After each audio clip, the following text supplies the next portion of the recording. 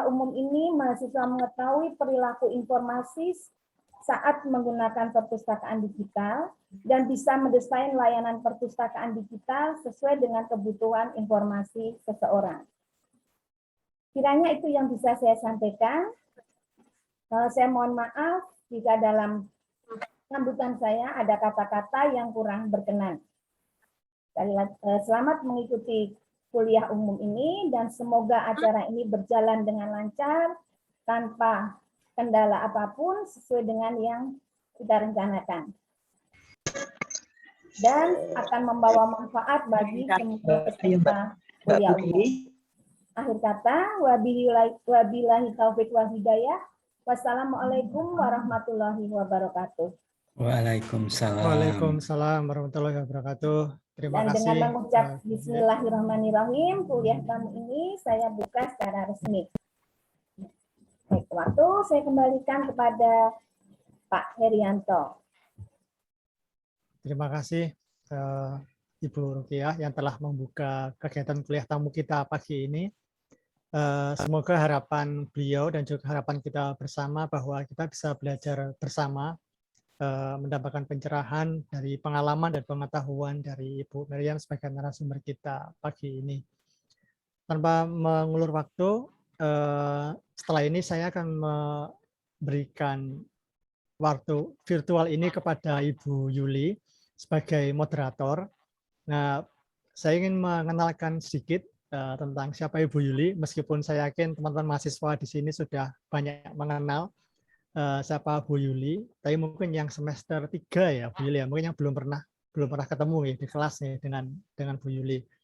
Bu Yuli Rohniati merupakan salah satu dosen di program studi ilmu perpustakaan dan informasi, sekaligus juga beliau dulu juga pernah sebagai pengelola di program Diploma 3 Perpustakaan dan Informasi. 2 mata kuliah diantaranya yang pernah diampu, yang pernah diajar oleh Bu Yuli adalah pengantar ilmu informasi dan juga mata kuliah otomasi perpustakaan. Betul nggih, Bu Yuli? Dan saat ini Bu Yuli sedang meninggalkan kita di Prodi. Bu Yuli sedang asik-asiknya sedang menempuh program PhD. Program doktoratnya di Faculty of Information Science and Technology di Universitas Kebangsaan Malaysia. Dan kebetulan yang menjadi supervisor dari Bu Yuli ini adalah Ibu Dr. Meriam, gitu, yang hari ini berkesempatan kepada kita untuk bertemu secara langsung. Ibu Yuli, kami persilakan untuk mengambil waktu virtualnya di sini sebagai moderator. Terima kasih, Bu Yuli. Baik Pak Herianto, terima kasih. Para hadirin, para tamu, para mahasiswa, kita akan pada acara inti pada siang hari ini, pada pagi hari ini. Assalamualaikum warahmatullahi wabarakatuh. Yang saya hormati Dr.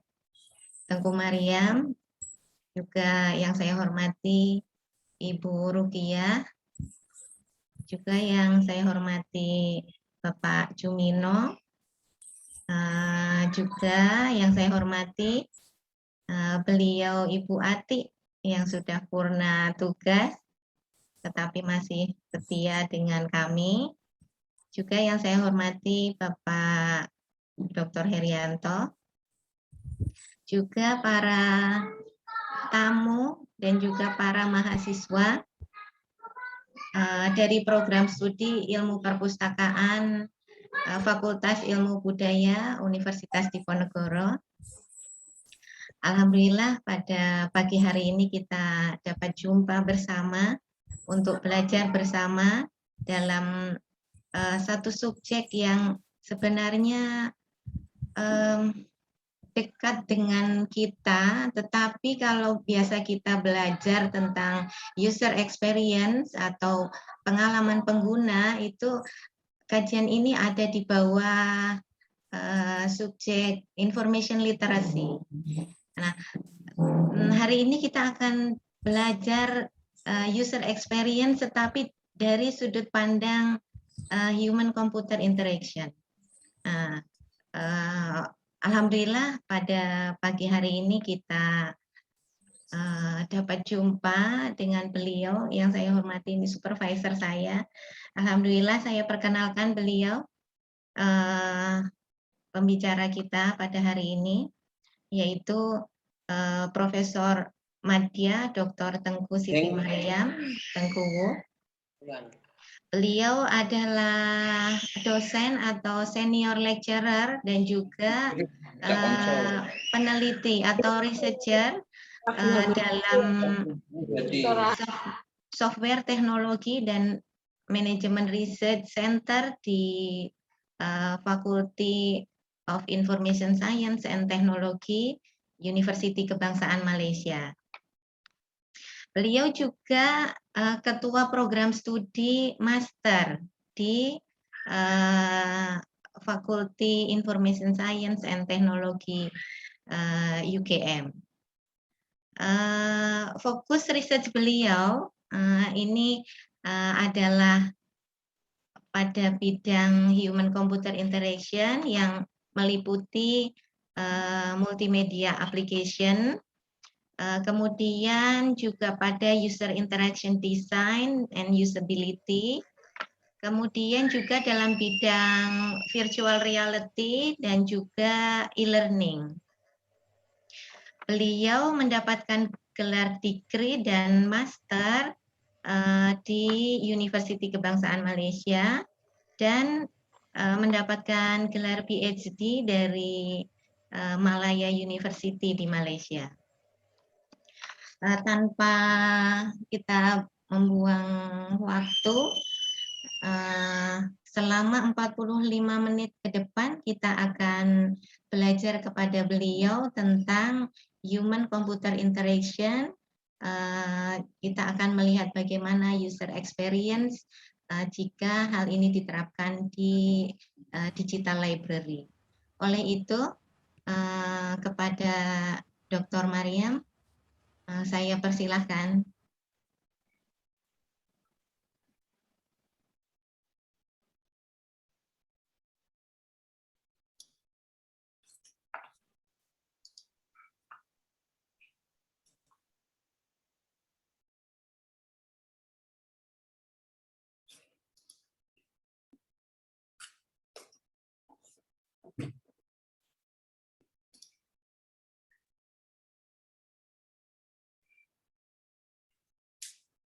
Assalamualaikum warahmatullahi wabarakatuh. Waalaikumsalam. Waalaikumsalam warahmatullahi wabarakatuh. Sekejap ya, saya nak share.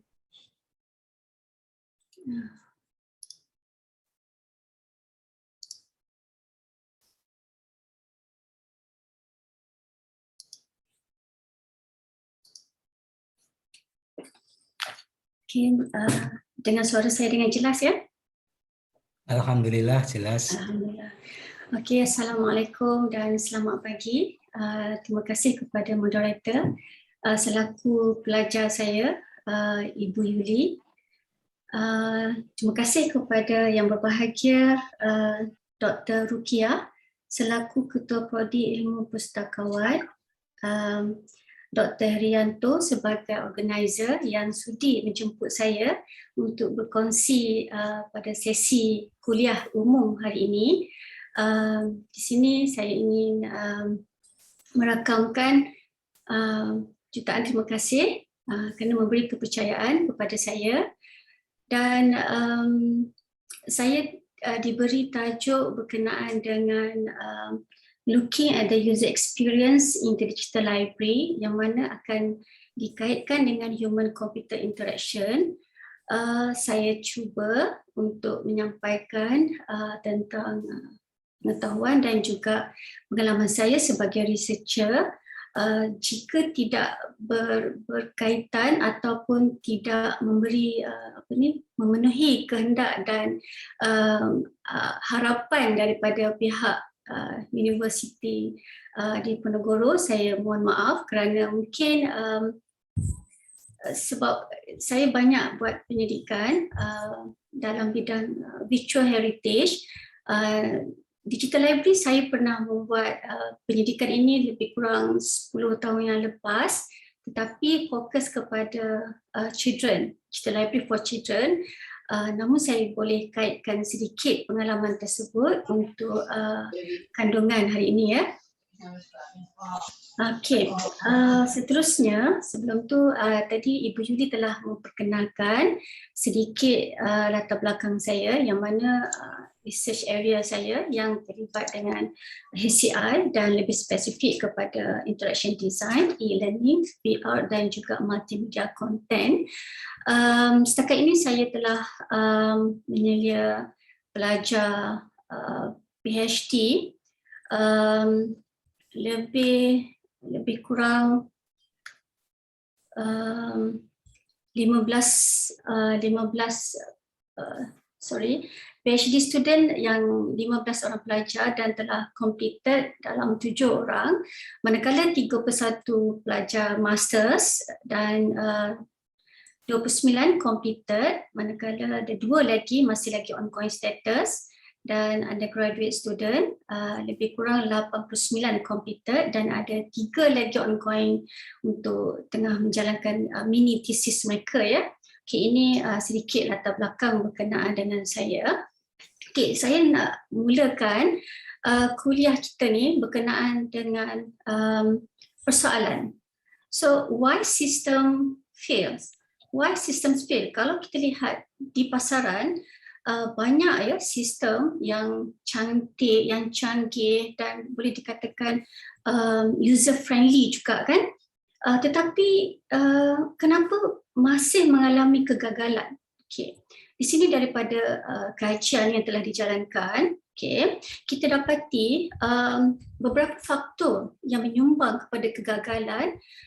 Pertamanya adalah inadequate requirement. So 13% mengatakan inadequate requirement, 12% mengatakan lack of user participation, 11% mengatakan inadequate resources, 10% mengatakan unrealistic expectations, 9% mengatakan lack of support at senior level, dan 8% adalah changing specification.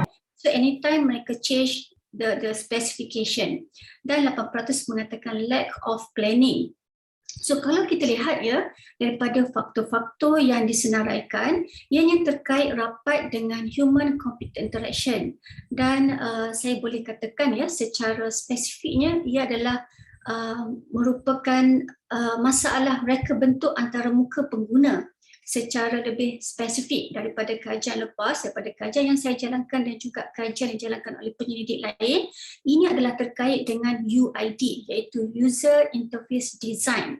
So kita lihat ya, peranan antarmuka adalah sangat penting sebagai medium ataupun ruang interaksi antara pengguna dengan komputer. Kita lihat ya, sumbangan ataupun penemuan dalam HCI membawa kepada antarmuka pengguna yang lebih baik dan terkehadapan. Sebab itu kita perlu memahami dan mempelajari tentang human computer interaction. So kita dapat lihat sebenarnya HCI adalah penting dalam pembangunan sesuatu sistem ataupun apps. So kita lihat ya, secara umum, secara dasar, what is computer interaction? Apa itu HCI? So kita lihat secara dasar di sini ada 3 komponen utama: human, computer and interaction. Human adalah merujuk kepada end user, bagaimana human perceive and process the information. Then computer adalah merupakan machine ataupun engine, the technology used to receive, process and display information. So itu adalah merupakan komputer. Manakala interaction adalah user tells the computer what he or she wants, the computer give feedback.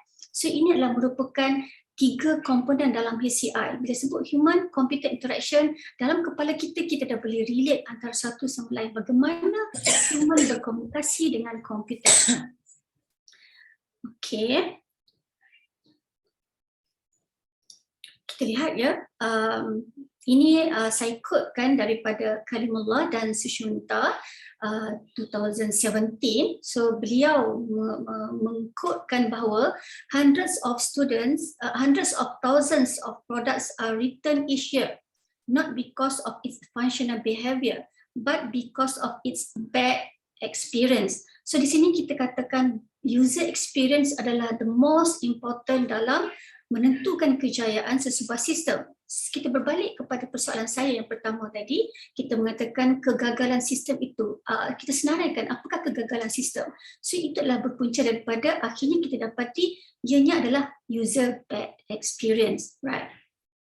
So apa yang menyebabkan pengguna mengalami bad experience ni? So apa yang menyebabkan? So daripada penelitian, daripada kajian literasi atau literature review, so telah menunjukkan terdapat isu-isu dalam reka bentuk antara muka pengguna ni yang boleh menyebabkan users mengalami bad experience yang boleh membawa kepada kegagalan sesuatu sistem itu. So kita lihat ya, apakah isu-isu tersebut. Ini saya kongsikan ada 4 common issues. Common issue ini terlibatlah juga dalam reka bentuk antara muka digital library. Dia bukan hanya pergi kepada spesifik sistem, tapi termasuk juga sistem dalam digital library, termasuklah web OPAC, e-resources system. Semuanya ini adalah 4 common issues yang dihadapi oleh users. So kita lihat yang pertama, aspek reka bentuk yang dihasilkan adalah tidak konsisten dengan kriteria reka bentuk pengguna yang baik. Maksudnya tidak ada satu garis panduan yang konsisten yang sebagai dasar untuk mereka bentuk ataupun membangunkan sistem. Dan kita lihat ya, berdasarkan gerak hati dan pengalaman pembangun itu sendiri membangunkan sistem mengikut gerak hati mereka, bukan berdasarkan kepada users experience. Dia hanya mengikut satu model yang berasaskan teori. Kita ada satu teori pembangun ataupun mereka bentuk. Itu menjadi dasar kepada mereka untuk mereka bentuk sistem. Sedangkan kita patut juga merujuk kepada user experience itu sendiri. Itulah merupakan isu-isu dalam reka bentuk antarmuka. Seterusnya, isu yang ketiga. Sistem yang dihasilkan adalah lebih cenderung kepada kreativiti yang dipaparkan berbanding aspek kebolehgunaan. Kebolehgunaan adalah merujuk kepada usability. So mereka tidak mementingkan aspek usability tetapi lebih mementingkan aspek kreativiti, estetik, seni untuk menampak cantik semata-mata, tetapi tidak ada satu elemen ataupun aspek usability di situ. So isu yang keempat adalah pembangun melaksanakan semua aktiviti daripada awal. Dia tidak melibatkan participation of users. Users tidak terlibat langsung dalam reka bentuk dan juga pembangunan. So ini kita nampak ada satu gap, terdapat jurang apabila kita membangunkan sesebuah sistem kerana tidak melibatkan users as a participant, right? Okay, untuk kita mencari isu yang lebih terperinci dalam digital library adalah perlu kita menjalankan user study. Kita biasakan menjalankan user study, kita buat user study terhadap pengguna dalam penggunaan digital library. So bagaimana untuk mencari ataupun untuk mendapatkan pengalaman pengguna tersebut? Bagaimana? Okay, sebelum kita faham dengan lebih lanjut, kaedah untuk memahami dan mencari pengalaman pengguna adalah perlu untuk kita memahami dulu tentang HCI tersebut. So kita nak refresh. Saya percaya anak-anak di sini, sebab saya dapat maklumat anak-anak terdiri daripada pelajar tahun 5 kan. Saya fikir mungkin sudah ada pengalaman dalam secara fundamentalnya tentang HCI, dan juga ibu dosen di sini pun juga telah mengetahui kan ada banyak pengalaman ya, mungkin boleh juga kita berkongsi bersama di sini. Okay, saya ingin memberi sedikit definisi umum ya tentang HCI. Okay, HCI adalah merupakan satu disiplin yang mementingkan 3 perkara utama ya.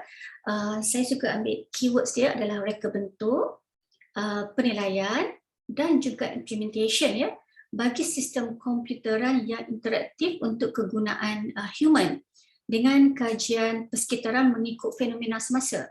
So fenomena semasa adalah merujuk kepada perkembangan revolution industri 4.0. So sekarang ni kan kita tengok popular ya 4IR, sikit 4IR. So kita lihat dia mengikut perkembangan fenomena semasa lah. So kita lihat di sini terdapat 3 keyword ya. Saya suka menggunakan 3 keyword ini. Sebenarnya banyak definisi ya di dalam buku-buku tentang HCI di internet. Kita banyak dapat, tapi saya rumuskan di sini adalah lebih mudah untuk kita fahami. Bila kita faham 3 elemen penting dalam HCI ya, design, evaluation and implementation. So kerana ia adalah merupakan penentu untuk menghasilkan satu antarmuka yang dapat memenuhi kehendak dan keperluan pengguna, iaitu berdasarkan UX, user experience. Right. So kita faham tentang secara dasarnya apakah itu HCI. So sebenarnya kita pergi kepada konsep UX. Kita kena faham dulu konsep UX sebelum kita looking at the user experience. So kita faham dulu apakah konsep UX di sini. Right.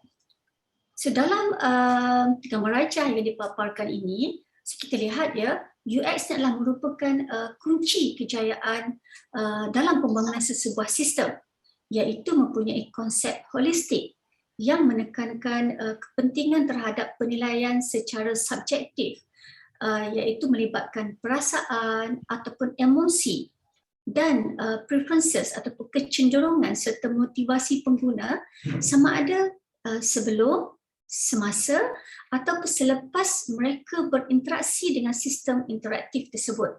Itulah kita katakan sebagai user experience. So kita lihat ya dalam gambar rajah ini mengandungi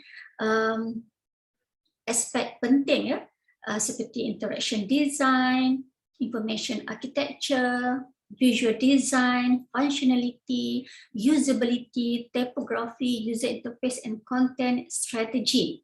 So kesemua aspek ini adalah melibatkan pengalaman pengguna, itu melibatkan UX ya, yang menentukan sistem yang dihasilkan adalah tidak gagal. Okay, itu untuk mencapai matlamatnya adalah supaya sistem digunakan. Itulah matlamat utama apabila kita mereka bentuk sesebuah sistem. So konsep UX ini adalah terkait dengan mana-mana sistem. Di sini saya cuba kaitkan dengan information retrieval paradigm. Okay, seperti mana yang ibu-ibu, bapa-bapa dan anak-anak semua maklum bahawa digital library adalah merupakan salah satu contoh information retrieval, okay, yang membolehkan pengguna mencapai maklumat di mana-mana tanpa melalui sumber cetakan. Okay, walau bagaimanapun, mereka memerlukan tahap kemahiran dan pengetahuan yang tinggi untuk mendapatkan bahan digital yang disimpan dalam pengkalan data, sama ada secara centralized ataupun distributed. Right. Okay, kita lihat ya seterusnya dalam gambar rajah ini. So dalam gambar rajah ini, saya cuba memvisualkan paradigm interaksi antara human dan komputer dalam pengurusan dan sistem capaian maklumat secara am. So dalam paradigm ini menunjukkan peranan reka bentuk antarmuka adalah sangat penting bagi membantu users memahami konsep pencarian yang memerlukan maklumat dicapai dengan lengkap mengikut kehendak dan keperluan mereka itu sendiri. So kaedah yang menggunakan kaedah carian ya, kaedah carian yang menggunakan biasanya kita menggunakan teknik operasi boolean kan, atau penggunaan bahasa tabi'i, itu bahasa biasa yang kita gunakan, sebenarnya agak menyukarkan konsep pemahaman users untuk menggunakan digital library dengan lebih efektif.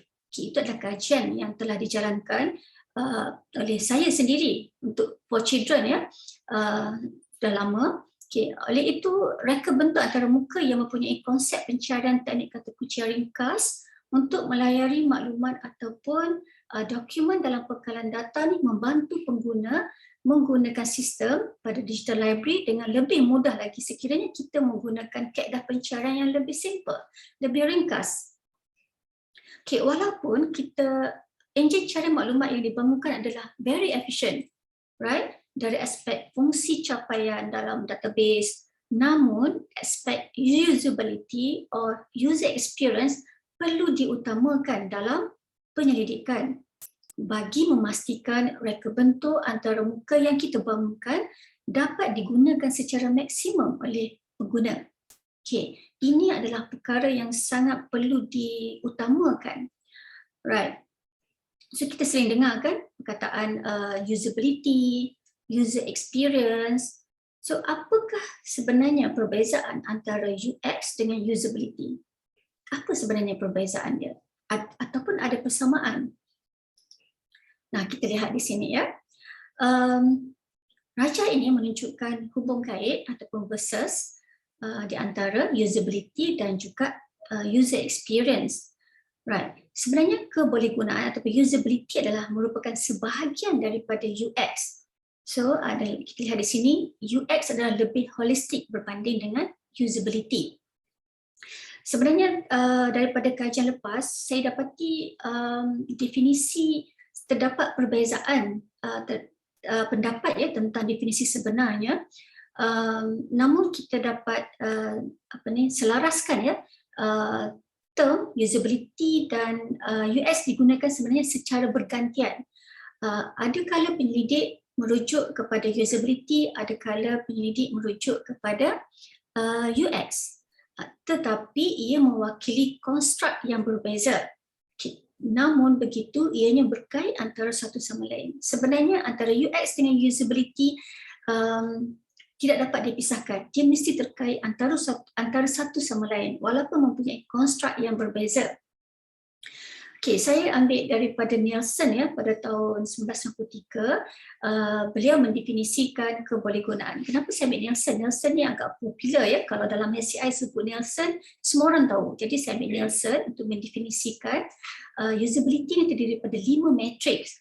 Antaranya adalah effectiveness, efficiency, learnability, error prevention and memorability. Okay, ini adalah matrix yang popular diperkenalkan oleh Nielsen. Manakala UX adalah lebih meluas dan holistik, di mana aspek usability adalah lebih kecil skopnya dan lebih terfokus. Okay, matrix dalam UX adalah terdiri daripada satisfaction, enjoyment, pleasure, fun and value, termasuklah juga usability. Okay, apabila penyidik hanya fokus pada aspek usability, maka sistem yang dibangunkan hanyalah mempunyai tahap effectiveness dan efisiensi yang tinggi dan hanya fokus kepada function sistem itu sahaja. Namun begitu, kalau kita lihat ya aspek UX pula bukan hanya fokus kepada usability aspek tetapi lebih kepada experience dan emotion. Ya, seperti menyeronokkan, excitement, kerana daripada emotion dan excitement tersebut, experience tersebut, dia boleh mendorong kepada users engage. Maksudnya mereka akan stay menggunakan sistem sampai habis. Itulah dikatakan sebagai indikator dalam sesuatu sistem yang berjaya. Bila kita lihat users boleh engage dengan sistem kita, dengan digital library for example, so mereka stay engaged sampai tamat. Itulah satu keberjayaan dalam pembangunan sesebuah reka bentuk antarmuka sistem.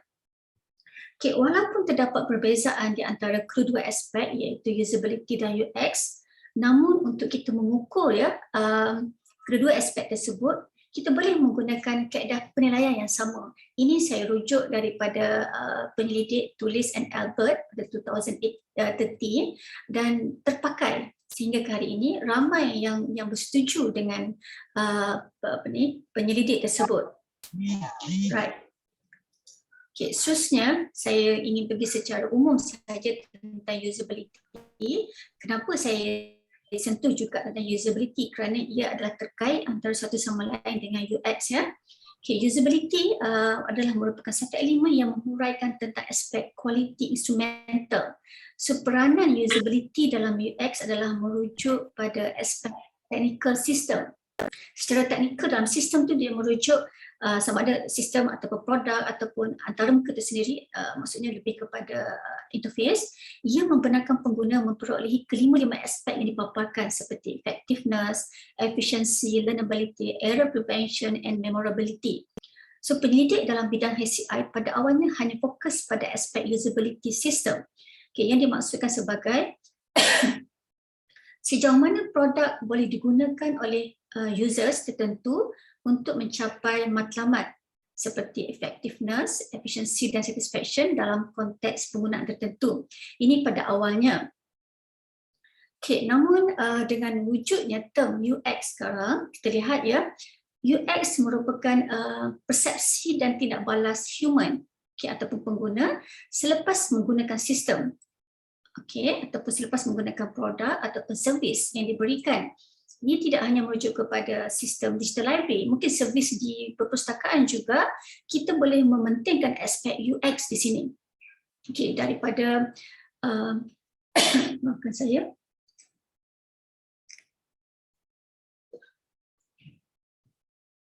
Okay, daripada law et al, beliau mendefinisikan UX ni sebagai satu persepsi bersifat subjektif, dinamik dan mengikut konteks yang mana ianya bergantung pada sistem, objek, produk ataupun servis di mana seseorang berinteraksi melalui user interface.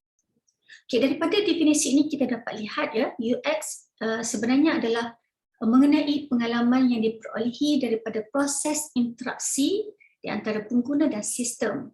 Right, so kita dapat di sini dalam definisi kita tadi ada 3 komponen utama dalam SIR kan, human, computer and interaction.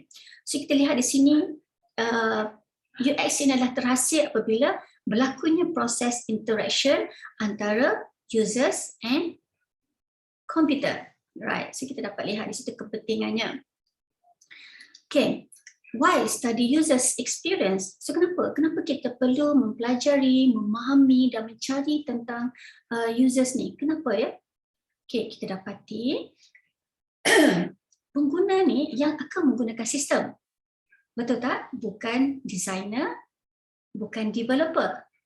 Walaupun penggunaan dipandu ataupun dibantu oleh librarian ya untuk menggunakan digital library, namun ia terkait dengan perasaan sama ada users tersebut suka ataupun tidak, ataupun yang menjadi habit ataupun mereka memerlukan satu kemahiran lain untuk menggunakan digital library, serta boleh memberi kesan pada proses pembelajaran mereka serta latihan semasa menggunakan digital library. So itu yang kita nak sebenarnya. So itu yang kita perlu elicit, kita perlu cari, kita perlu cungkil daripada users. Right.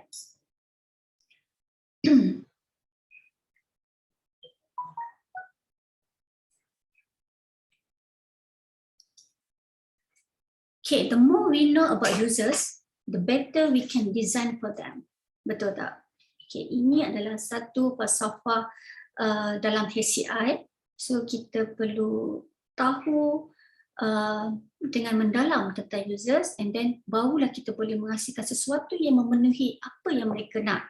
Okay, so as a researchers, you as a researchers need to understand users in order to elicit the requirement, untuk mencukir keperluan, kehendak, emosi mereka. So kita perlu memahami sebenarnya users first.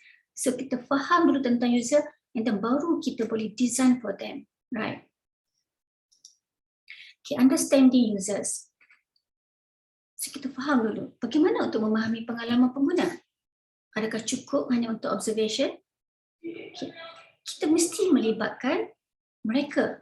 So itu participation. Kita perlu melibatkan mereka bersama-sama semasa proses mendapatkan requirement, design dan pengujian akhir. So mereka perlu participate with us sebagai penyelidik.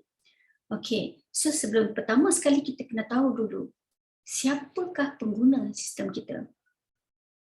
Siapa pengguna digital library? Mungkin penyelidik, pelajar, librarian dan orang awam. So kita kategorikan kepada 4. Mungkin ada lagi penambahan yang saya kurang arif. Mungkin ibu-ibu, bapa-bapa boleh tambah. Okay, so saya kategorikan kepada 4. So penyidik pula adalah terdiri daripada mungkin lecturers or teachers.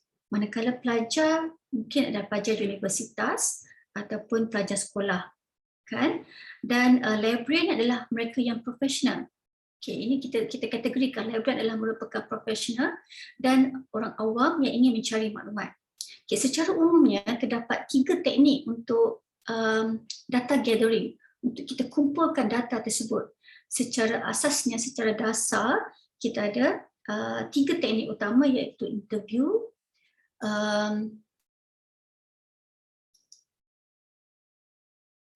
okay, so kita belum habis lagi, saya dah ya.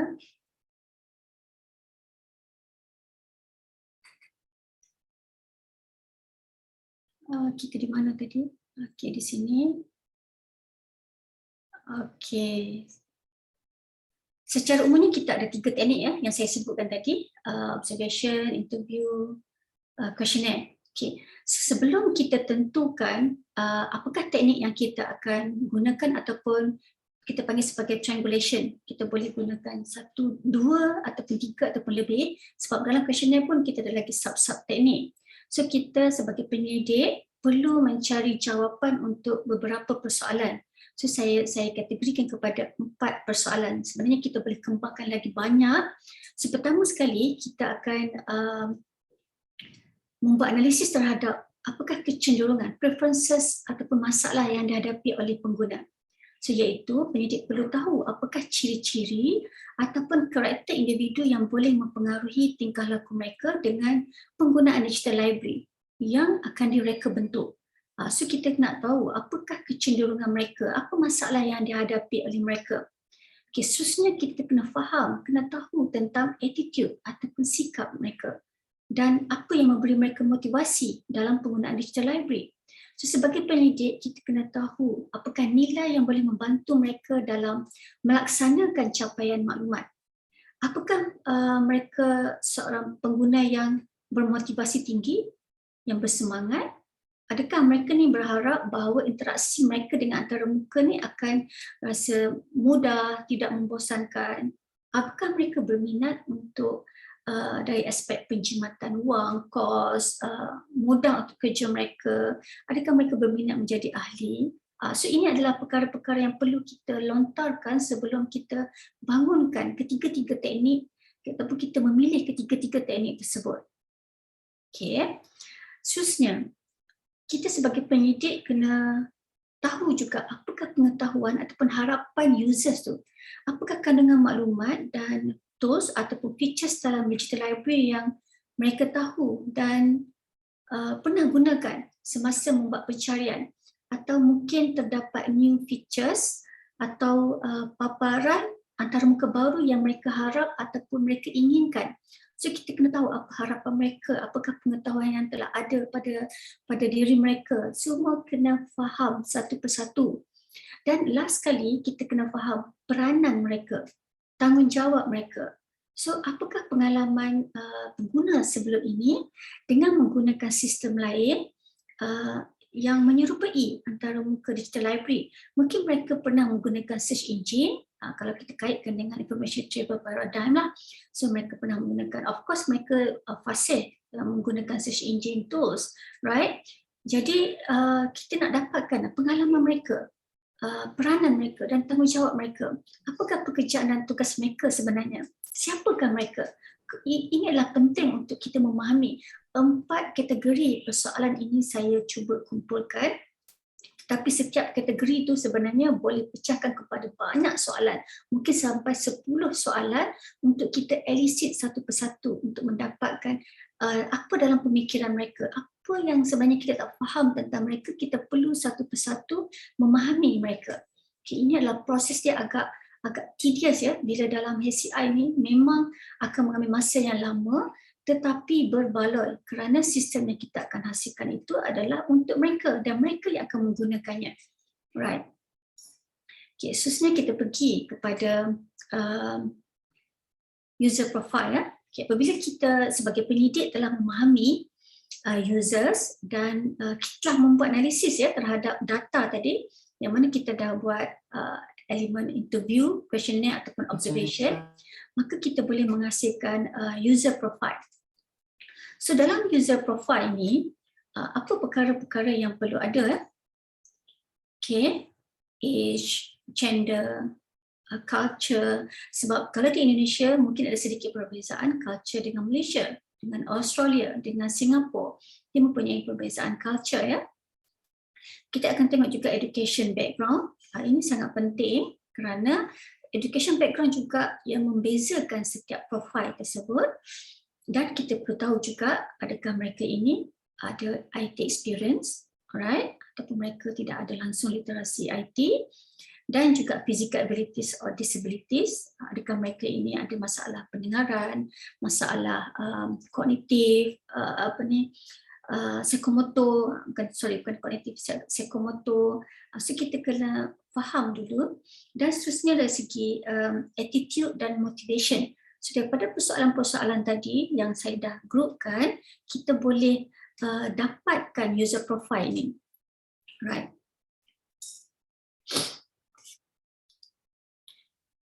Okay, pernah dengar persona tak? Pernah dengar persona? Takut lah tu. Belum, Bu. Belum, Dr. Maria. Belum. Ini hal baru kalau di ilmu perpustakaan. Oh ya ke? Belum pernah jumpa, tapi user profile pernah kan? User profile pernah dengar perkataan itu? Profil pengguna. Profil pengguna. Ya. Pernah kan? Okey. Sebab tajuk ni berikat adalah agak menjurus, iaitu looking at the user experience. Bila sebut user experience, memang kita takkan lari daripada user profile, persona. Okay, persona ni adalah maklumat yang dihasilkan melalui pattern. So tadi kita dah buat interview, kita dah buat observation, kita dah buat questionnaire, so kita dah dapat profile. Kita dah tahu dah ada lebih kurang kita hasilkan 8 orang, kita panggil 8 orang users yang berbeza, so untuk mendapatkan perwakilan. Okay, perwakilannya, maka kita akan groupkan dia, kita akan jadikan satu persona yang mana kita dapat daripada teknik interview dan observation tadi terhadap penggunaan digital library.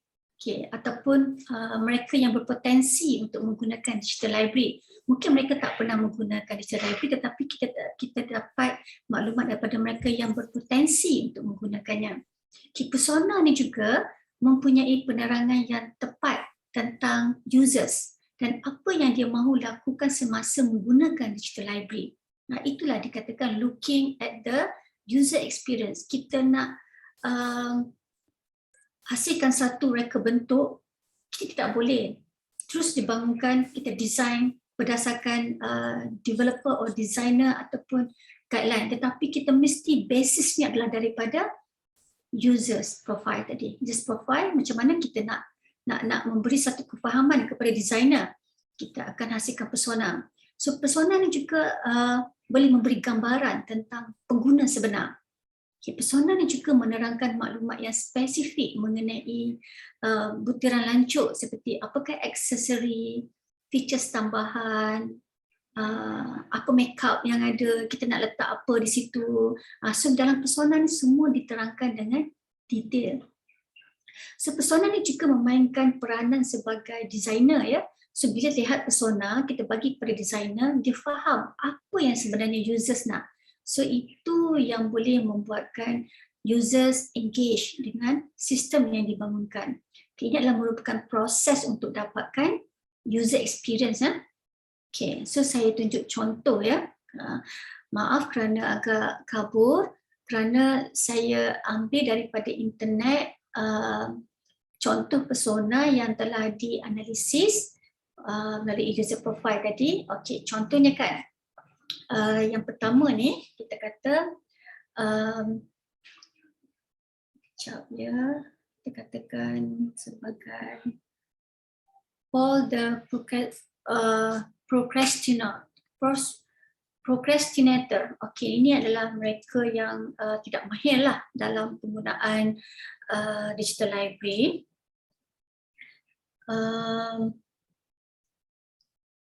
So apa type mereka? Tak kabur lah, tak berapa nampak sangat ya.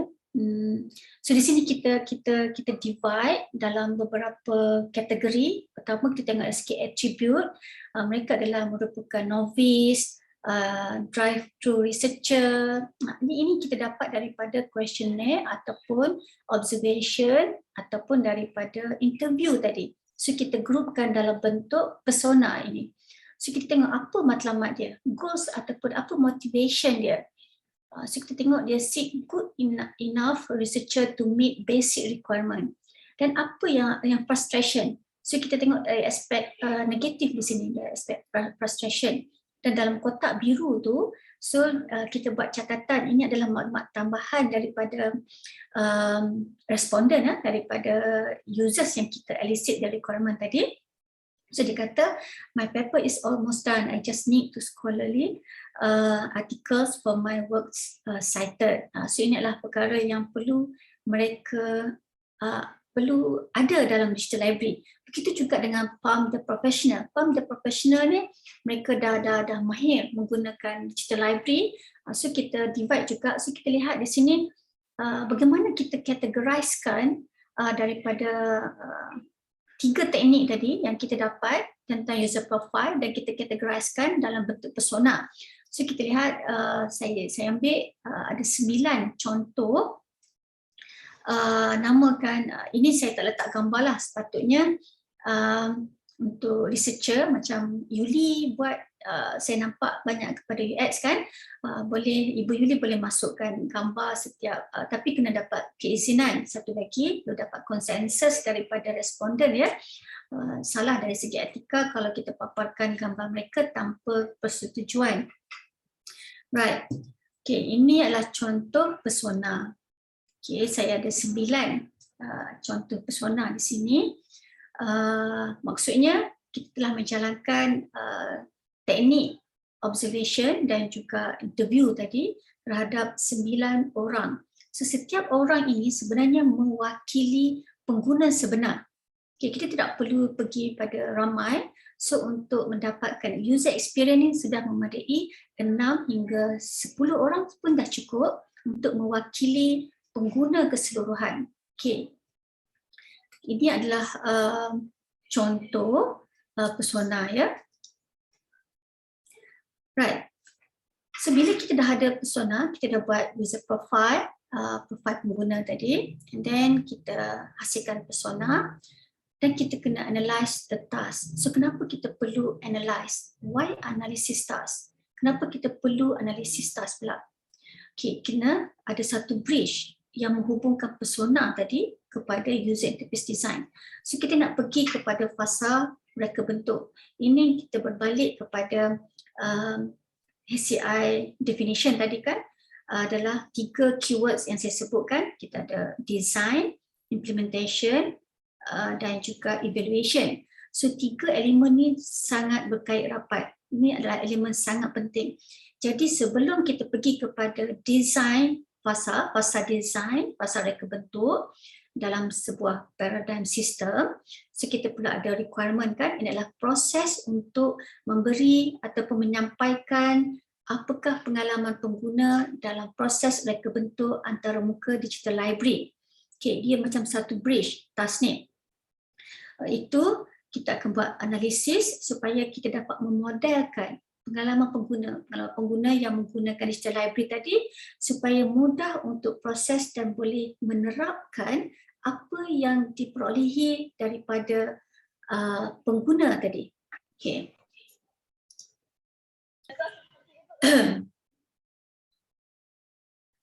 Right. So the more we know about tasks, the better we can design for them. Okay. So kita perlu tahu apakah task dan kita boleh memberi satu reka bentuk yang baik untuk pengguna. Okay, kita tengok task analysis. Task analysis is umbrella term yang merangkumi teknik for investigating cognitive process and physical pada tahap pengekstrakan yang tinggi dan melakukan analisis secara terperinci.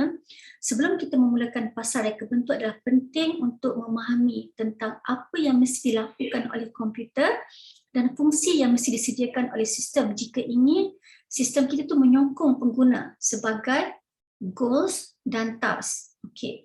Apa itu goal? Goal adalah merujuk kepada hasil akhir yang harus dicapai. Manakala task adalah a structured set of related activities that are undertaken in some sequence, right? So action adalah merupakan individual operation ataupun langkah untuk diambil oleh task tersebut. So ini adalah merupakan satu elemen tentang terminologi. Mungkin kalau ini adalah merupakan pertama kali kita jumpa, sebenarnya saya cuba ambil aspek yang surface supaya layman language supaya kita dapat sama-sama memahaminya.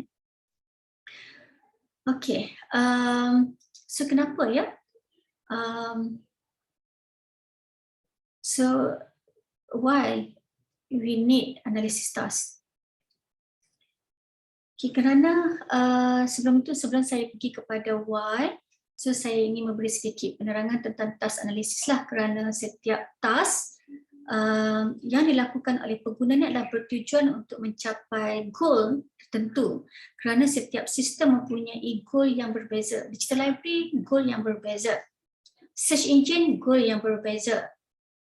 Sistem virtual museum mempunyai goal yang berbeza. Sistem untuk education mempunyai goal yang berbeza. Okay, jadi kita lihat di sini kenapa kita perlu faham tentang task ataupun tugas ini. So, kita lihat ya satu persatu.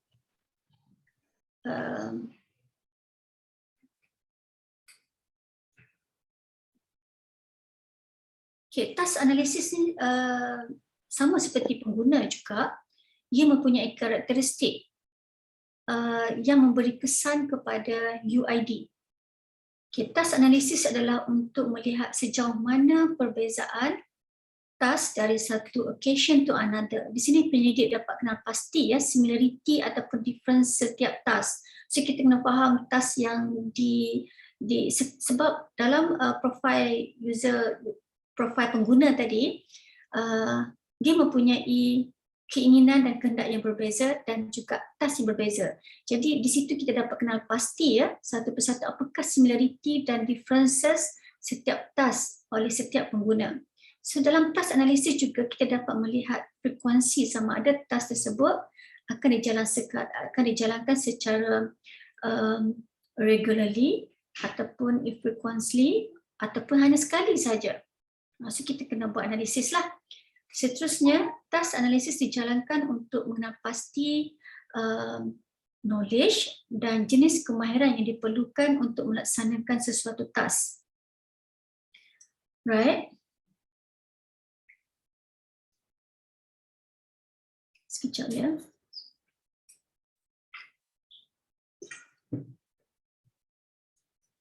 Okay, dalam task analisis ni juga adalah untuk penyidik mengetahui ya perubahan kerja-kerja yang dipengaruhi oleh persekitaran semasa menggunakan sistem ataupun secara konvensional kan. So kita dapat lihat, kita analyse task tersebut. Juga kita dapat mengetahui sama ada masa ni penting ataupun tidak dalam melaksanakan sesuatu kerja, dan juga kita lihat juga dari segi safety hazards. Okay, ini saya nampak lebih kepada conventional method lah dalam perpustakaan kan. Okay, selain itu, task analisis juga dapat membantu penyelidik mengetahui sama ada pengguna ni boleh berkolaborasi dengan orang lain ataupun melaksanakan kerja secara bersendirian. Sama ada mereka ni boleh kerja berpasukan ataupun secara individu kan. So di sini kita dapat fahamlah bagaimana task tersebut dijalankan oleh users. Okay, saya dapat rumuskan tentang task analisis di sini. Ada 5 aspek ya, ada 5 aspek dalam task analysis. Kita lihat ada workflow analysis, kita boleh kategorikan dia dari aspek workflow, how workers communication and how they coordinate their work to get the job done. Okay, itu tengok aspek flow dia, macam mana proses berlaku dalam task. Yang kedua, job analysis, look at the responsibility of individual workers and examine what they do in their jobs. Okay, kita akan tengok dari segi tugas-tugas kerja-kerja yang dijalankan. Okay, task list and task inventory, what the users have to be able to to accomplish, bagaimana mereka boleh melengkapkan sesuatu kerja, dan process analysis and task sequences, how the individual users to do a process or task. So bagaimana secara individu itu proses melakukan task ini, saya cuba rumuskan daripada apa yang diterangkan dalam task analysis tadi. Jelas sekali dari segi hierarchy, ya. So level of task and their composition, right? So kita lihat itu adalah merupakan task analysis. Okay, task yang telah dianalisis tadi perlu dimodelkan. Okay, kita nak modelkan, kita dapatkan user model ni. Macam mana? Tadi kita dah dapatkan profiling pengguna, kemudian kita hasilkan persona untuk kita memahami setiap satu pengalaman pengguna, and then kita akan buat task analisis supaya fungsi-fungsi yang kita bangunkan dalam sistem digital library adalah relevan dan memenuhi dalam persona yang telah dihasilkan tadi. Maka kita akan modelkan pengguna tersebut, sebab digital library di Indonesia kita anggarkan berapa ramai kan penduduk di Indonesia, dan mempunyai kepelbagaian latar belakang dan juga culture. Jadi kita nak modelkan pengguna tersebut. Maksudnya penyelidik macam mana mereka punya experience, bagaimana pula dengan professional users iaitu librarian dan pelajar dan juga orang awam. So kita kategorikan 4 pengguna tadi kan. Jadi sekarang ni kita nak modelkan user experience tadi. Right. So kita nak modelkan user experience tadi, kita akan menggunakan model of task analysis, right? Okay, iaitu kita ingin menerangkan, dalam model ni boleh menerangkan langkah demi langkah, step by step untuk melengkapi task yang dijalankan. So tadi kita dah analyse the task, so bagaimana task tersebut dijalankan satu persatu. So dalam model ini kita boleh terangkan. So dalam model ini kita ada 3 jenis model, iaitu dipanggilkan sebagai scenarios, use case dan HTA. Mungkin audiens di sini pun agaknya pertama kali dengar ke? Ataupun sudah biasa dengan perkataan ini? Belum Dr. Mariam. Belum. Okay, scenario, use case and HTA ini adalah merupakan salah satu contoh model. Bagaimana kita nak memodelkan pengguna tadi menggunakan model ini. Okey, apakah itu senario? Okey, senario adalah penerangan secara deskriptif. Okey, dia bersifat personalized dan menerangkan contoh dan situasi penggunaan tertentu. Okey, di sini dalam bentuk penceritaan kita katakan sebagai senario. Dia menerangkan prosedur step by step untuk menyelesaikan tugas secara deskriptif, iaitu penerangan, dalam bentuk penerangan secara deskriptif, dan dia menerangkan ciri-ciri dan juga tingkah laku sistem. Okay, ini dikatakan sebagai senario. Senario ini juga menerangkan masalah dan kesukaran yang mungkin dihadapi pengguna dengan sistem semasa. Okay, kita namakan sebagai senario. Okay. Yang kedua, model yang kedua, kita namakan sebagai use case. Okay, use case can be used sebagai sebahagian daripada fasa pengumpulan maklumat. Itu daripada awal lagi, sebelum pergi pada fasa design, kita boleh juga menggunakan kaedah ini, use case, dan digunakan dalam fasa design. Okay, terdapat 2 jenis use case yang boleh dilaksanakan, iaitu concrete use case dan juga essential use case. Apakah itu concrete use case dan apakah itu essential use case? Okay, concrete use case ni dia ada persamaan dengan senario, menerangkan dengan detail tentang task step by step tadi, but not personalized. Dalam senario dia personalizekan tentang users tadi. And then yang kedua, essential use case. Dalam essential use case ni, describe a task at the high level of abstraction. Dia menerangkan dengan lebih umum. Okay, iaitu contohnya bagaimana sistem berinteraksi dengan users. Saya bagi contoh dalam perpustakaan, dalam digital library, contohnya saya sebagai pengguna, saya masukkan perkataan untuk melihat nombor perolehan, right? Kemudian sistem komputer akan memberi feedback di mana nombor perolehan tersebut adalah terdiri daripada jenis-jenis buku. Okey, ini kita nampak secara abstraction, secara high level. Itu dikatakan sebagai essential use case. Kita boleh buat dalam bentuk table, user's response, user action dengan system response. So apa system response dan apa yang user masukkan. So dia berbeza sedikit dengan concrete use case. Concrete use case lebih detail lagi. Right. Okay. Satu lagi, HTA, Hierarchical Task Analysis, ataupun kita panggil sebagai HTA. Okay, HTA ni dia adalah lebih popular dan lebih banyak digunakan dan lebih mudah berbanding dengan senario dan juga use case tadi. So dalam HTA ni dia break a task down into subtask.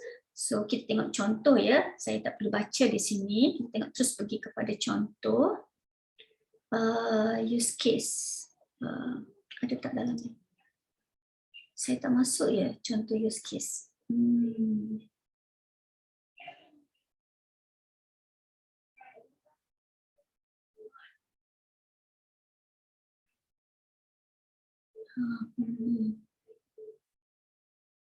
Sekejap ya saya.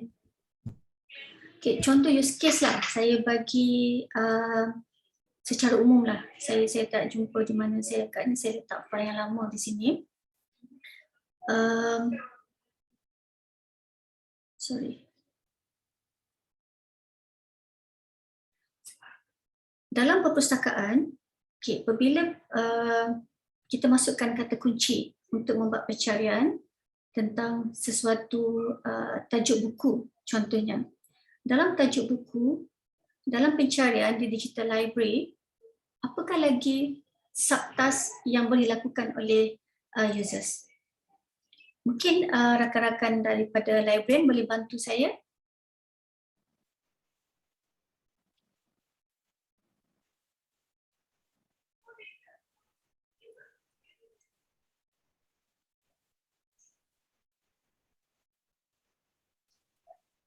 Ya, Dr. Mariam. Boleh bantu saya? Kalau dalam perpustakaan, apabila kita masuk pencarian untuk mencari maklumat, bukan saja dalam digital library, mungkin dalam web OPAC ataupun dalam electronic resources, kita masukkan satu kata kunci untuk membuat pencarian. So kita boleh breakdown kan daripada kata kunci tersebut, sama ada kita ingin lihat by title ataupun by abstract, ataupun kita boleh lihat by nombor perolehan, betul tak? Boleh, baik author, baik abstract, baik. Okay. So itulah merupakan subtask. Itu dikatakan sebagai break a task down into subtask, right? Jadi kita lihat HTA lebih mudah, iaitu secara berstruktur satu persatu. Jadi subtasks are the group together as point that specify how tasks might be performed in an actual situation. Dalam situasi sebenar, bagaimana proses tersebut berlaku. So focuses on the physical and observable action that are performed and includes looking at actions that are not related software on an interaction device at all. So kita lihat di sini dalam HTA adalah proses untuk kita break down the task. Kini lebih mudahlah berbanding dengan senario ataupun use case tadi. Okay, saya rasa masa pun dah mencukupi untuk saya. Saya terus pergi pada conclusion. So kita lihat ya daripada apa yang disampaikan. So kita tengok aspek effectiveness, efficiency dan satisfaction adalah merupakan satu konstruk yang penting untuk menentukan interaksi ya di antara human dan komputer. Manakala aspek-aspek lain seperti design yang estetik dan pengalaman emosi pengguna semasa menggunakan sistem sudah tentu memberi kesan kepada kualiti penggunaan tersebut. Itu kita berbalik kepada isu yang first slide yang saya tunjuk tadi tentang kegagalan sistem. So ia memainkan peranan penting di sini ya. So kita lihat ya,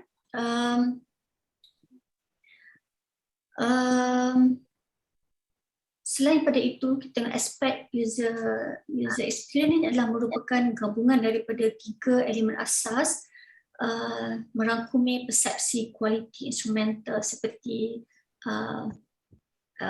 effectiveness of system, persepsi kualiti, bukan hanya merujuk kepada instrumental seperti visual estetik dan tidak balas emosi pengguna terhadap tingkah laku sistem ya. So kita lihat perkembangan reka bentuk antara muka pengguna ni dalam sistem perkhidmatan perpustakaan telah berubah dengan bertambah baik ya, mengikut peredaran masa. Kalau kita lihat sekarang ya, digital library memang agak advance ya, dan masih berterusan dalam research untuk menghasilkan satu teknologi yang lebih sophisticated mengikut konteks kehidupan user seharian ya. Dia mengikut arus revolution 4IR tadi. Sebagai contoh kita lihat ya, di perpustakaan sekarang banyak, tidak semua lagi perpustakaan yang ada features live chat ya, seperti dalam e-commerce communication kan, banyak live chat pun ada. Jadi kita lihat perkembangan di perpustakaan ini bukan sekadar untuk mencari buku, bukan sekadar untuk mendapatkan maklumat, tetapi banyak information dan interaction yang perlu kita tambah baik supaya kita sealiran dengan revolution of IR, 4IR tadi. Okay, saya ingin berkongsi sedikit di sini. Apa akan jadi kalau back user interface design? So apa akan jadi? Okay, di sini saya tunjuk contoh ya. Sorry.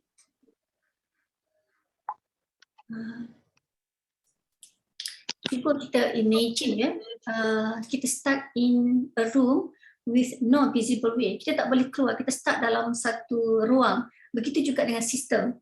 Bila kita masuk dalam satu sistem, kita tak tahu apakah next aspect navigation ke. Ini secara sinonim lah, saya memberi contoh ya. Okay, kalau kita start, bagaimana, apa perasaan kita. Ini melibatkan emosi, melibatkan pengalaman kita sendiri dalam sistem kalau kita start. Okay, seterusnya kita tengok pula. Cuba kita bayangkan setiap kali okay, yang kedua ni, cuba kita bayangkan kita tersesat di negara luar dan kita tanya orang yang kita jumpa tu boleh betul-betul dalam bahasa Inggeris. Tetapi bila kita bertanyakan soalan, mereka memaksa untuk kita mendengar tentang diri mereka. Maksudnya begitu juga dengan sistem. Apa yang kita nak, kita tak dapat. Kita dah faham tetapi tidak memenuhi dengan persoalan yang kita nak tersebut. Ini saya cuba kaitkan ya. Okay, seterusnya. Cuba kita bayangkan kita di highway, terlalu banyak signboard. So which one yang kita nak ikut? Begitu juga dalam sistem, bila kita design terlalu banyak sangat arahan features, so dia boleh mengelirukan users. Dan kita lihat.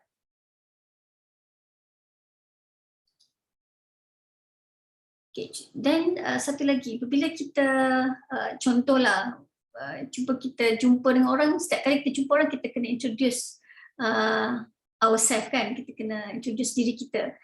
Jadi macam seolah-olah ini kita boleh kaitkan dengan sistem yang kita ingin bangunkan. Jadi tidak nampak memberi satu kesan emosi yang baiklah kepada users. Dan last contoh, contohnya bila kita lapar dan kita tak tahu macam mana nak buka peti ais.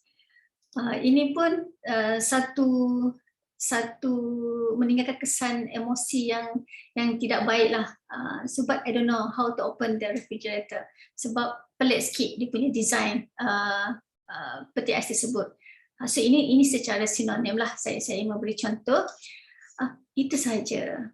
Okey, saya mohon maaf sekiranya penyampaian saya ini tidak memenuhi kehendak ataupun keperluan daripada organizer Pak Herianto. Itu Baik. saja daripada saya. Terima kasih. Baik, Dr. Mariam, terima kasih banyak atas paparan tentang human computer interaction ini. Banyak istilah baru yang tidak kami pahami kalau dari sudut keilmuan ilmu perpustakaan Dr. Mariam.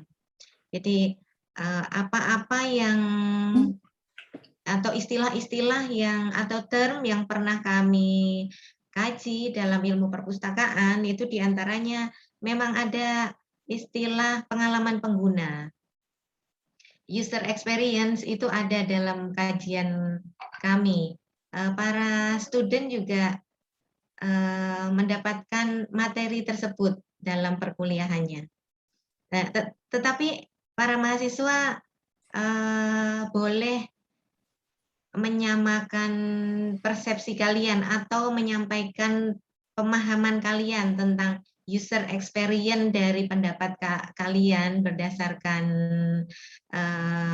pembacaan atau berdasarkan pembelajaran di perkuliahan dibandingkan dengan user experience dari sudut pandang HCI.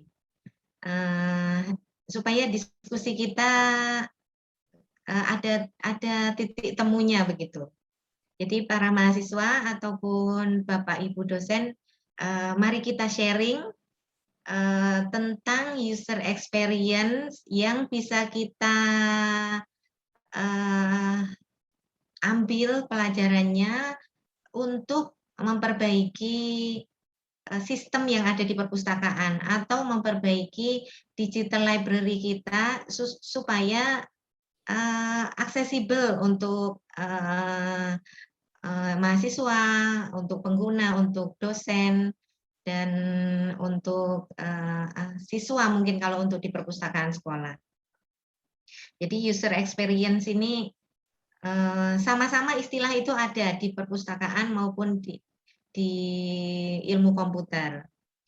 Kemudian hal istilah-istilah lainnya seperti usability itu memang kita pelajari di otomasi perpustakaan. Bu Atta, dosen kita di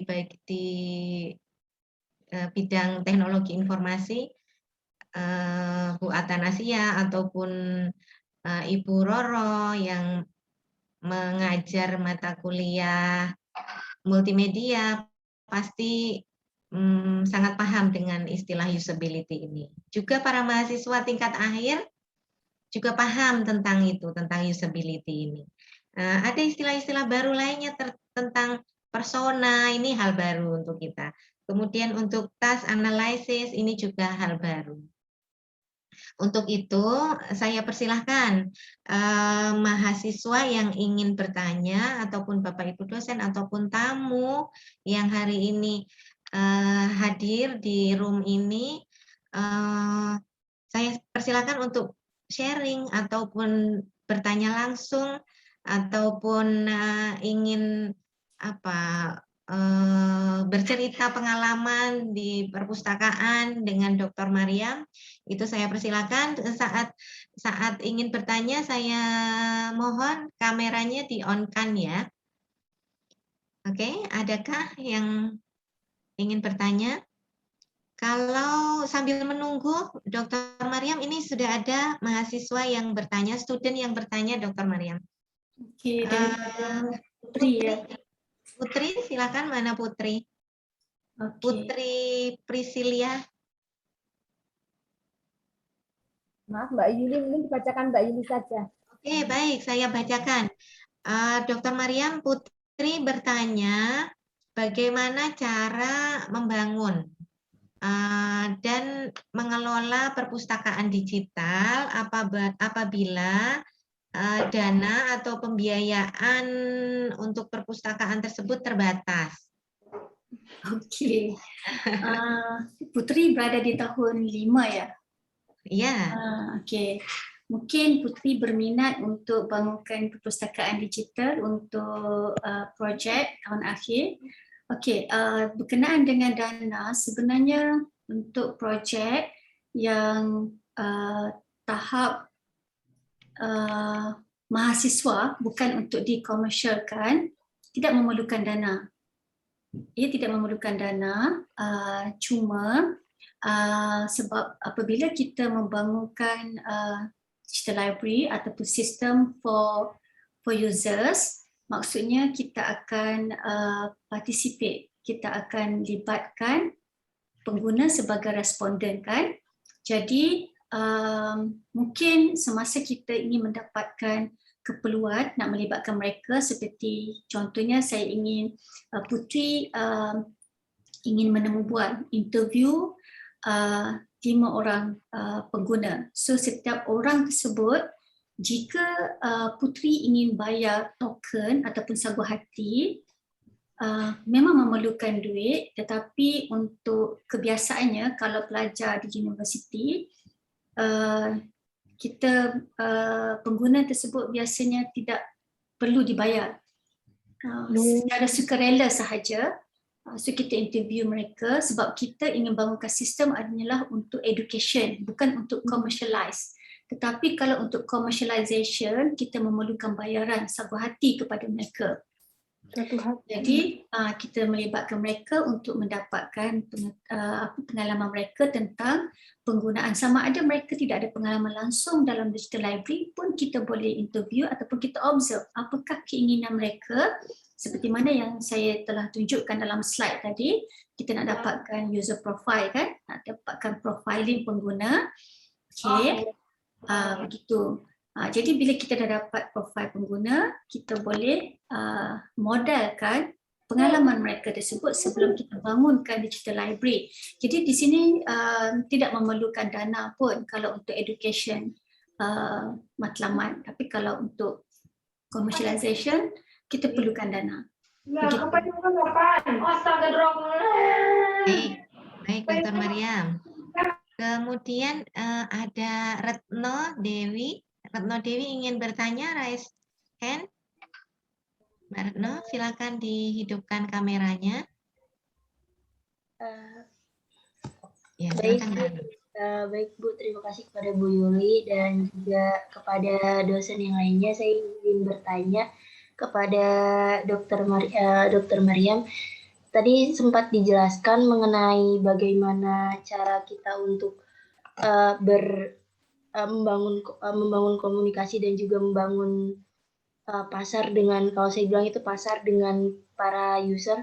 Nah, tadi dijelaskan pula mengenai bagaimana sih kita membangun kontak dengan user dan juga membangun perpustakaan yang baik. Nah, di Indonesia sendiri yang saya ketahui itu masih kurang Bu mengenai IT yang dikembangkan. Nah, sebagai pustakawan sendiri bagaimana sih Bu mengatasi itu?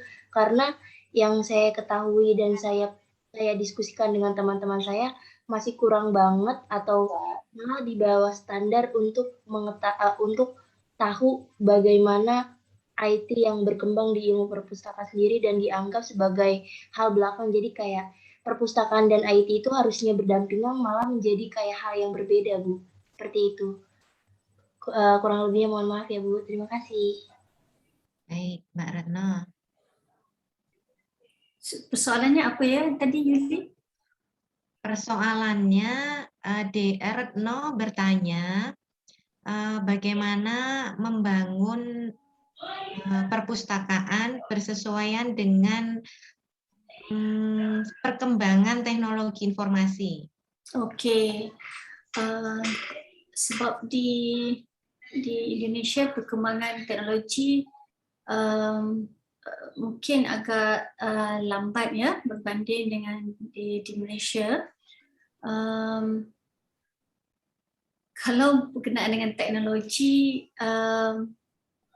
mungkin kita tidak perlu fokus pada digital library. Mungkin kita perlu fokus dulu kepada servis digital, not digital library, but kita fokus kepada library service. So bagaimana untuk memberi efisiensi kepada perkhidmatan di perpustakaan. So mungkin digital itu akan hadir selepas teknologi dari aspek capaian internet lebih laju. Tetapi sebagai mahasiswa dan mahasiswi, seperti mana saya jawab daripada soalan Putri tadi, kita tidak boleh membuat alasan ataupun kita mengatakan teknologi kurang berkembang, maka kita tidak perlu kehadapan. Jadi apa saranan saya sebagai ibu dosen di sini, mahasiswa perlu bergerak dengan sendiri dengan keupayaan, kefahaman tentang teknologi, boleh bangunkan sistem secara skala yang kecil. Tidak perlu bangunkan satu sistem yang mempunyai skala yang besar. Saya pernah membangunkan Digital Library for Children dalam tahun 2006. So maksudnya dalam beberapa tahun yang lalu. Pada waktu tersebut, dari segi teknologi di Malaysia tidak begitu pantas internetnya. Jadi kita tidak perlu buat secara internet dulu, kita buat intranet. Maksudnya digital library yang kita bangunkan boleh berhubung mungkin dalam satu di universiti saja. Mungkin siapa nama tadi? Retno. Mungkin apa yang Retno boleh bincang dengan kawan-kawan, boleh bangunkan satu digital library yang boleh digunakan dalam universiti sahaja, untuk department sahaja, untuk melihat efisiensi. Jadi di situ kita boleh tambah baik dari masa ke semasa, sebab kita nak memahami the paradigm ataupun proses dalam pembangunan digital library itu sendiri. Jadi kita tak boleh jadikan satu constraint yang mana kita kata kita tidak maju dari segi internet, maka kita kata kita tidak boleh membuat penyelidikan ataupun pembangunan. Kita boleh masih bergerak tetapi kita mengikut arus ataupun kelebihan yang ada pada diri kita sekarang. So itu saya punya cadangan untuk Retno dan rakan-rakan lah. Baik, Dr. Mariam, saran dari Dr. Mariam, Mbak Retno, memakai potensi yang ada untuk bergerak saja dulu. Jadi teknologi informasi nanti akan mengikutinya. Raise hand belum ada. Oh, ada Mas Faizul Haq. Silakan dihidupkan kameranya, Mas. Mas Faizul Haq? Oh, tidak. Saya lanjutkan ke pertanyaan dalam chat, Dr. Mariam. Evan bertanya terkait persona, apakah ada minimum ataupun maksimum narasumbernya, Dr. Mariam? Okey, untuk melakukan persona, untuk kita dapatkan user profiling, kalau merujuk daripada kajian lepas, Nelson, sebenarnya minimum kita boleh buat 6 orang dan maksimum kita boleh buat 10 orang untuk buat observation ataupun interview. Tapi kalau kita membuat teknik menggunakan questionnaire mesti melebihi 30 orang. Okay, kerana data yang dianalisis adalah dalam bentuk kuantitatif, bukan dalam bentuk kualitatif. Kalau dalam bentuk kualitatif, observation ataupun interview, 6 hingga 10 orang is sufficient, sudah memadai. Okay. Baik, Dr. Mariam.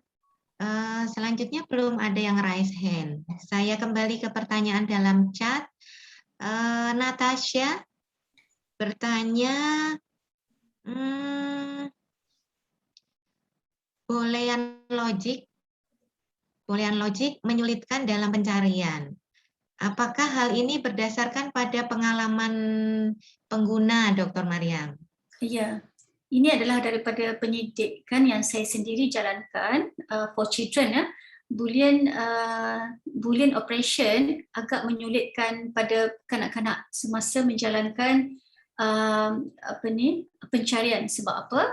Sebab vocab ataupun terminologi tidak banyak yang mereka tahu.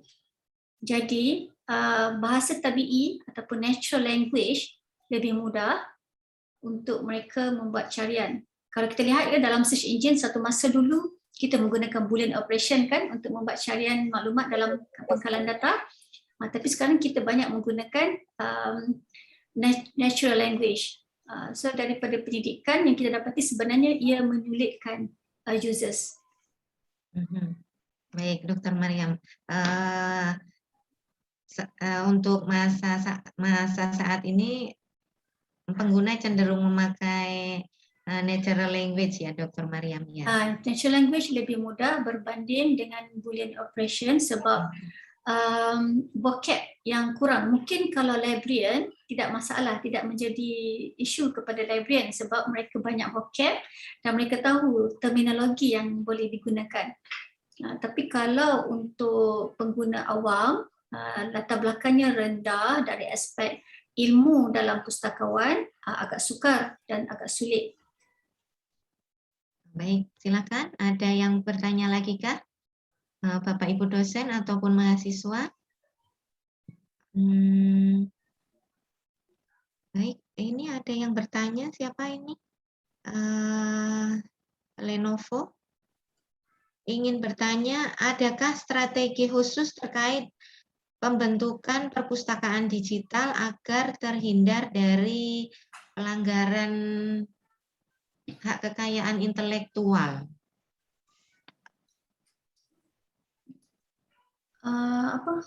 Pelanggaran IP, hak hak pelanggaran HAKI itu adalah intelektual Copyright. Okey, IP ya. IP protection ya. Merujuk protection. kepada IP protection. Tidak ada pelanggaran dengan IP protection.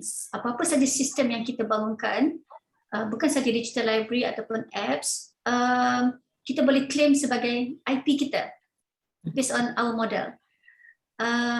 Kita boleh tiru apa yang telah dibangunkan oleh orang lain, tetapi kita tidak boleh komersialkan.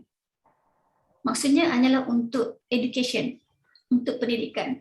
Sekiranya kita nak komersialiskan, maksudnya kita nak gunakan secara meluas dan untuk penjanaan kewangan, maka kita perlu mendapat keizinan ataupun kita membeli license daripada model yang telah dibangunkan oleh orang lain ataupun developer tersebut. Ya, ini bagus soalan ini supaya dia memahami tentang IP, saya nampak.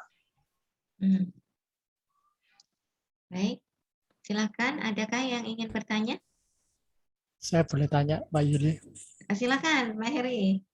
Ya, Bu Mariam, ingin tanya, penyidikan yang dilakukan Voice-nya Bu Mas Heri. Mariam. Halo? Ya. Sudah ya? Ya, penyidikan yang dilakukan Bu Mariam selama ini apakah berbasis kuantitatif atau juga ada yang dilakukan secara kualitatif? Terima kasih, Bu Mariam. Okey, terima kasih Pak Heri. Kedua-duanya Pak Heri, kualitatif dan kuantitatif, ia memerlukan kedua-duanya sekali. Mungkin semasa fasa reka bentuk, fasa design, kita hanya memerlukan kualitatif seperti observation, interview, hasilnya adalah dalam bentuk kualitatif. Tetapi untuk pengujian akhir, untuk melihat efisiensi, adakah sistem yang kita bangunkan ini berkesan ataupun tidak, kita memerlukan analisis secara kuantitatif. Ini melibatkan users yang ramai lah. Kalau saya pernah terlibat dengan virtual heritage, saya bangunkan virtual museum for Negeri Terengganu. Kita melibatkan lebih kurang 150 orang users untuk melihat keberkesanan penggunaannya. Dan Digital Library for Children yang saya pernah bangunkan satu masa dulu pun saya melibatkan 150 orang kanak-kanak untuk menguji, dan itu berlaku secara kuantitatif.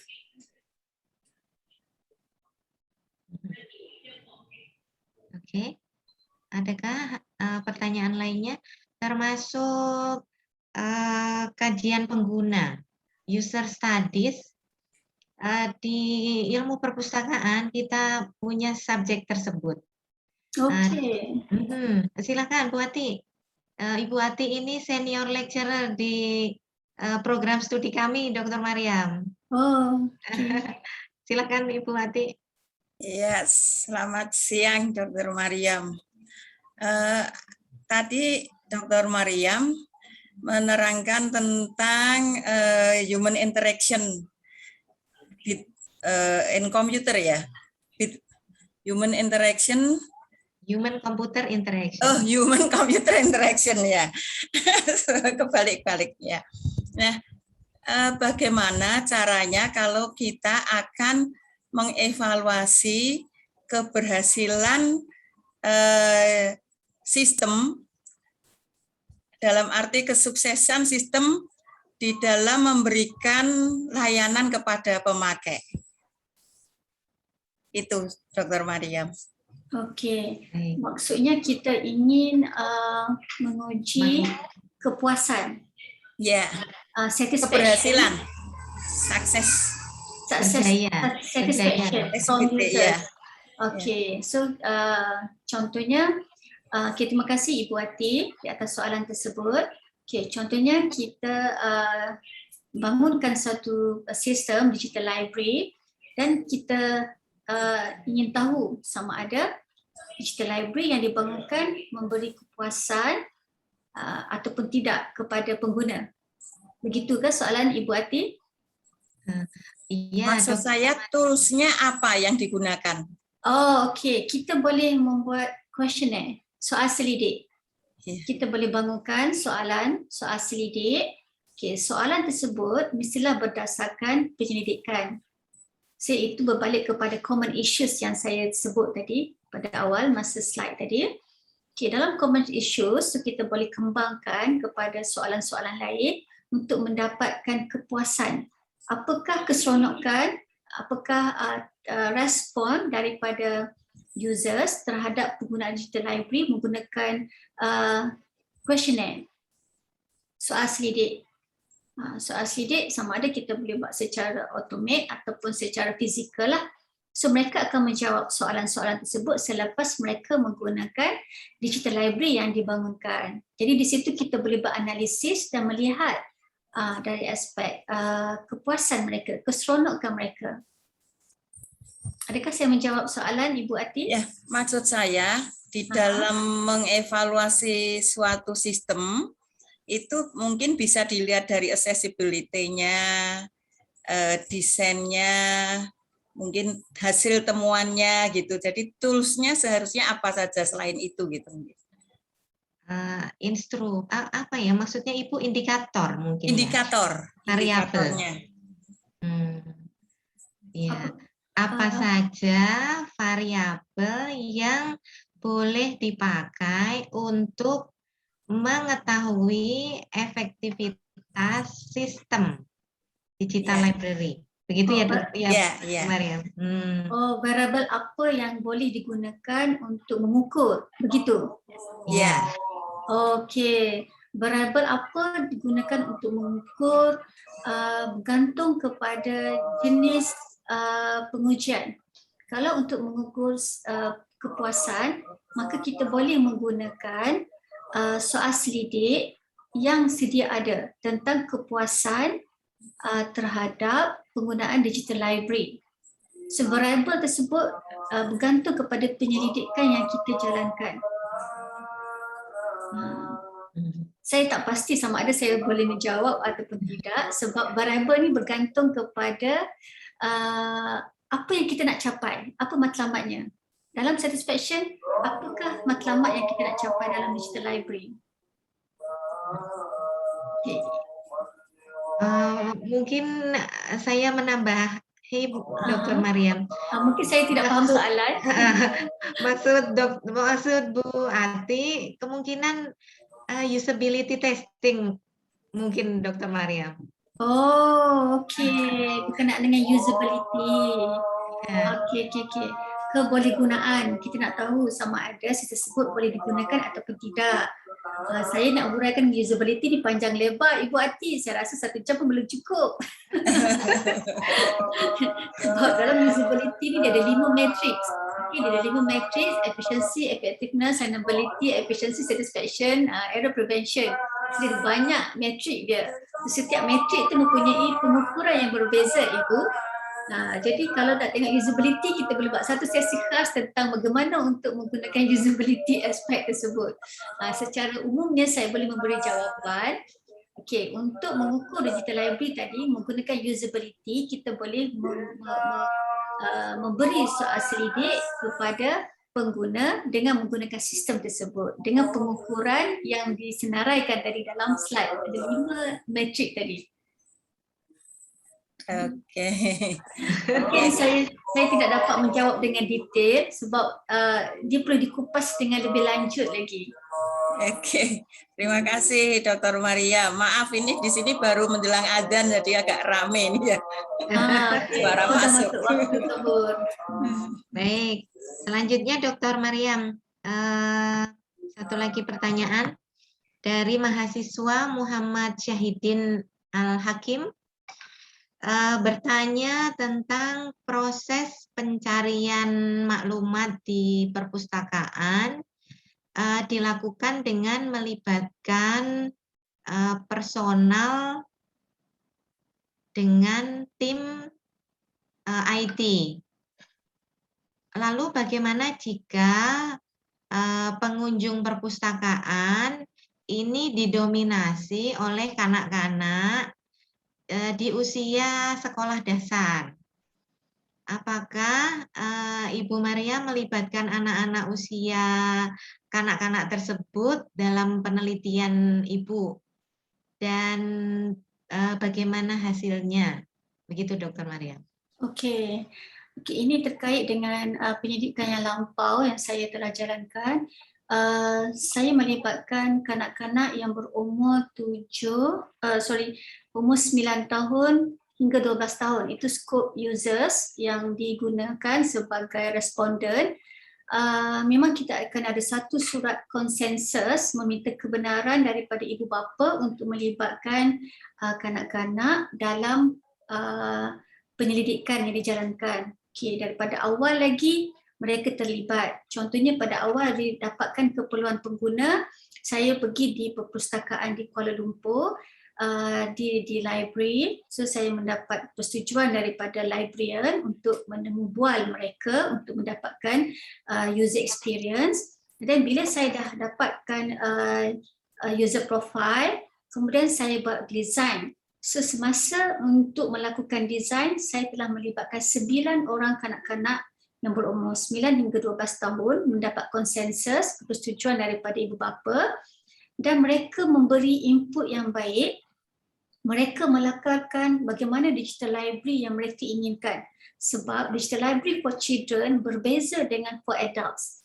Kita tak boleh samakan langsung sebab kognitif mereka berbeza. Dan psikomotor mereka juga berbeza. Imaginasi mereka berbeza, emosi mereka berbeza. Banyak perbezaan di situ. Jadi saya boleh menghasilkan satu digital library for children yang mana mungkin saya tidak dapat tunjuk contoh di sini, berdasarkan lakaran mereka sendiri. And then di akhirnya saya membuat pengujian usability terhadap digital library for children tersebut. Di akhirnya bersama 150 orang responden juga mendapat konsensus daripada sekolah. So itu dapat daripada kementerian, dan ini proses dia agak lama lah. So kita tidak boleh terus pergi pada pelajar, kanak-kanak untuk melibatkan mereka sebagai users kita. Itu pengalaman saya untuk soalan Muhammad Syahidin ya. Baik, ini nampaknya kita sudah lama meminta waktu Ibu Mariam untuk belajar di ruangan ini. Saya kira cukup kita belajar dengan beliau. Saya boleh membuat ringkasan tentang pertemuan kita hari ini, bahwa human computer interaction itu ada dan dekat dengan ilmu kita. Untuk membuat digital library kita semakin baik atau dunia perpustakaan semakin bermanfaat untuk pengguna, human computer interaction ini menjadi langkah awal ya, karena dalam human computer interaction kita belajar tentang user interface, bagaimana antarmuka sebuah sistem, di mana user interface ini memberikan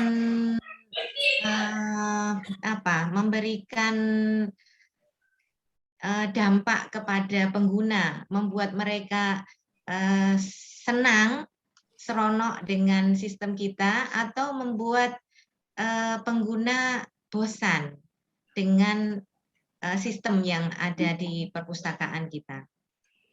Jadi HCI, Human Computer Interaction ini menjadi langkah awal kita untuk mengembangkan digital library yang membuat pengguna merasa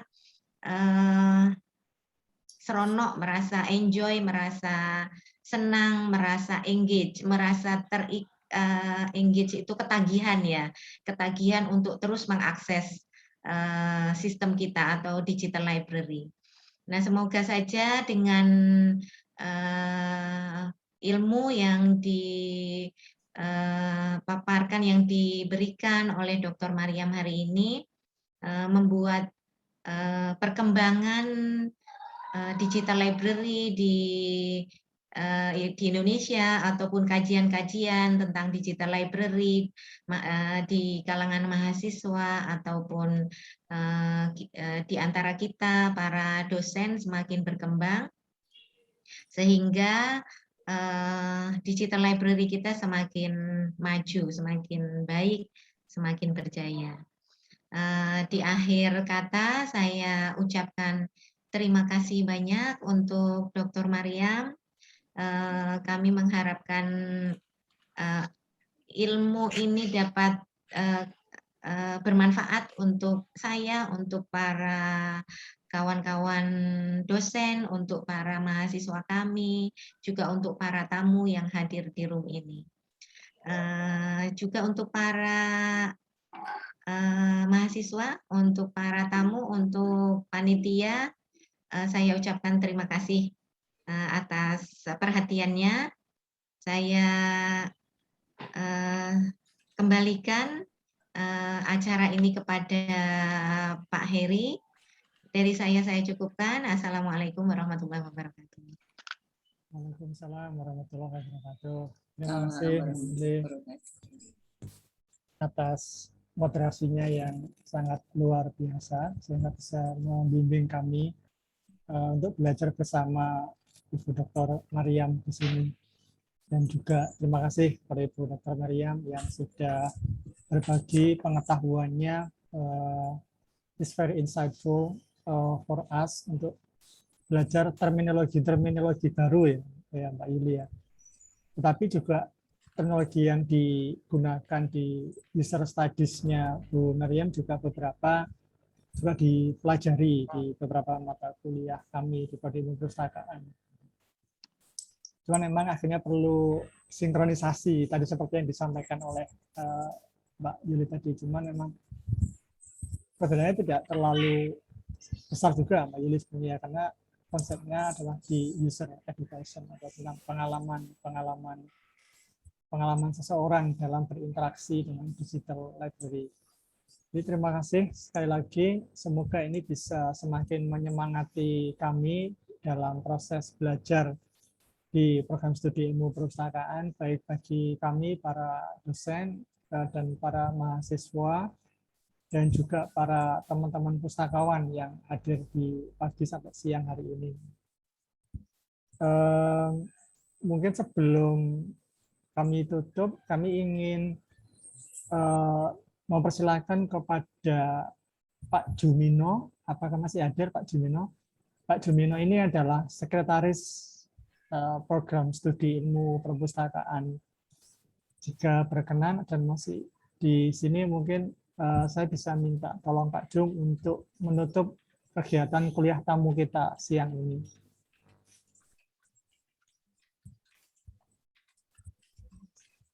Pak Jumino, apakah masih monitor? Oke, mungkin sedang berhalangan. Jadi terima kasih. Ini sekaligus saya sebagai MC sekaligus mengucap terima kasih pada semuanya. Semoga ada manfaat dan semoga memberikan inspirasi untuk berbuat yang lebih baik demi pengembangan ilmu pengetahuan kita masing-masing. Sebelum kita leave dan ditutup oleh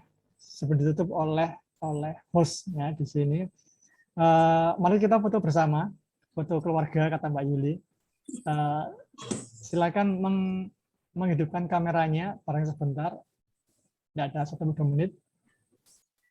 Cuman ini karena banyak ya, 9 layar, jadi mungkin perlu waktu sedikit. Saya yang akan ambil fotonya ya Mbak Yuli. Sebentar. Silakan Mas Edi. Oke. Layar pertama, 1, 2, 3. Oke. Layar kedua ada Bapak KWU kita, alhamdulillah hadir juga, Bapak Meka. Kemudian layar ketiga, oke, PP-nya lucu-lucu ini. Layar keempat, ada alumni juga ternyata, Indrarto Bimo yang sekarang sedang bekerja di Surabaya di Perpustakaan Sekolah Ciputra. Layar kelima,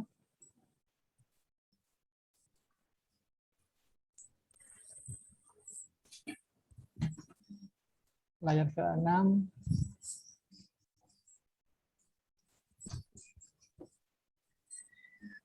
dua layar terakhir ada Bu Jasi juga. Nah, sekarang yang terakhir.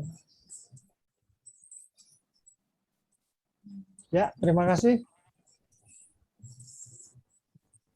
Dengan begini maka kegiatan kuliah tamu kita sudah selesai. Terima kasih buat semuanya, buat mahasiswa, buat para kormat yang sudah membantu kelancaran acara kegiatan siang ini. Semoga menjadikan amal pada kita masing-masing.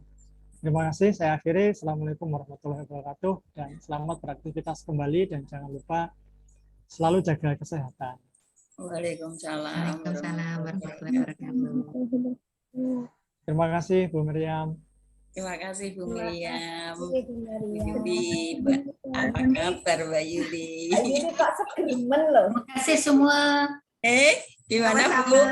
Sama-sama. Assalamualaikum. Mbak Yuli seger ya? Waalaikumsalam. Warahmatullahi wabarakatuh. Mbak Yuli tambah seger ya? Saya belajar di rumah mengembang Bu. Seneng Mbak ya, gak mikir SKP, gak mikir IKU ya, jadi gendut. Ngeten lho, kon sekolah kok ora gelem piye, pena epal. Itu loh Pak Yoga itu loh, katanya Mana maju Mas mundur Yoga? mau sekolah. Ayo Mas Ya Yoga. kuwi, soalnya kudu bedol desa iki lho ya sing Mas Yoga wedin. Gak apa-apa, malahan bedol desa bikin sejahtera. Tapi terus aja kayak mending kono lho ya. Dinteni ya Bu.